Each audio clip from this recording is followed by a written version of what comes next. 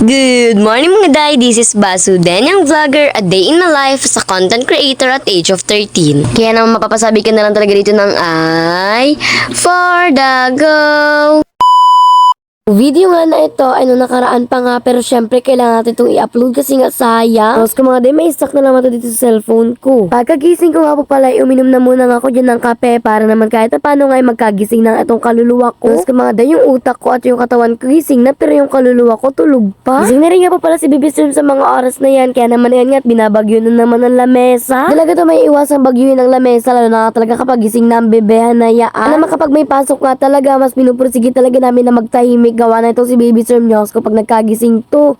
Ay hala, lagot na ang buong tao. Lagi na rin nga pa pala ako ng yelo sa mga oras na yun sa tumbler ko. Bali matagal na nga ito at hindi nga talaga ito kahapon lang. Pero mga nakaraang week pa. Pero dahil nga sayang naman ko dati niya-upload ay in-upload ko na nga lang talaga. By sayang content at mini vlog na rin to. Pag naliligo pa nga si Kuya Muna ganito talaga. May isip na nga ako niya ng mga pwede kong gawin. Para naman kahit paano nga pagkatapos ko maligo, alis na nga lang kami. So, sayang na nga po pala sa mga oras na yan si Dada. Kaya naman nung lumiwanag na nga sabi ko maliligo na ako. Baka kasi mamaya abutin ako dito ng dilim. Huy, bang di ka na niya makakapasok pag inabot ka ng dilim. Dito na nga lang tayo, kaya naman yun lang muna. Boom! O diba, hindi nyo care nakaligo na agad ang personality na ito. Pero magsusuklay na muna ako bago pumasok sa school. Gawa na hindi na nga talaga ako sanay na sa tricycle na nga talaga magsusuklay. Sabi gusto ko kasi pag nakasakay ako sa tricycle, parang wala na akong ginagawa kundi manahimik na lang at magmuni-muni. Kapag nga sa tricycle pa ako nagsuklay, minsan nakakalimutan ko na paano ba naman hirap nga talagang kumuha ng gamit sa bag. Lalo na kapag may mga pasahero si Dada. Naman after ko nga dyan mag-makeup, kasi magsuklay talaga naman kumain na rin ako.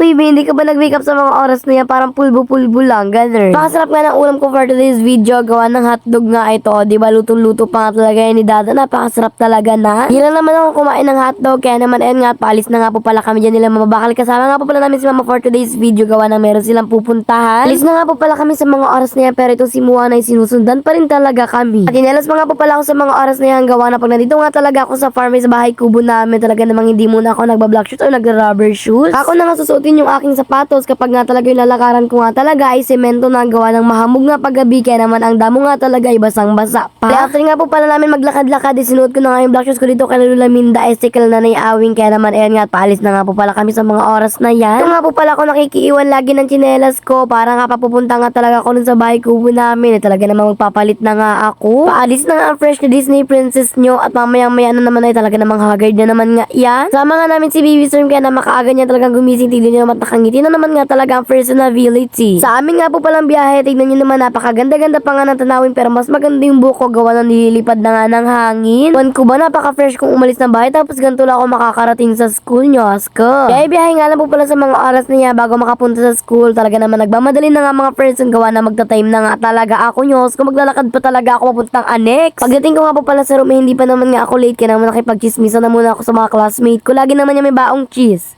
Chismis. Siyempre nag-lesson na pagkatanghali, siyempre kakain to ng tanghalian, hindi naman pwede, baka wala nang pumasok sa utak ko, wala nang akong utak, mawawalan pa ng laman. Naman na yan nga, tamang subo, tamang mukbang na muna nga po pala ako sa mga oras na yan. Siyempre after nga po pala kumain, meron na naman kami dumati agad na teacher, kaya naman yan nga, pagkatapos naman mag-lesson, ay uwian na rin nga po pala kami. Grabe, napakadali talaga ng mga nangyayari sa buhay ko today, parang gusto ko na lang talagang matulog maghapon, char. At naman siguro, aantok yan at papapagod, kaya naman talagang, ayan nga, talaga naman matamlay na naman ang buhay ko. Pero syempre, kailangan ba maging matamlayan buhay kapag magwa-vlog na? Syempre, dapat hindi. At dahil nga nag-commit nga lang ako, maglalakad na naman nga ako papasok sa farm namin. Eh, yun nga lang po pala for today's video. Sana nag-enjoy kayo. Kaya naman yun lang. Salamat, bye-bye, and God bless. Thanks for watching. Mwah!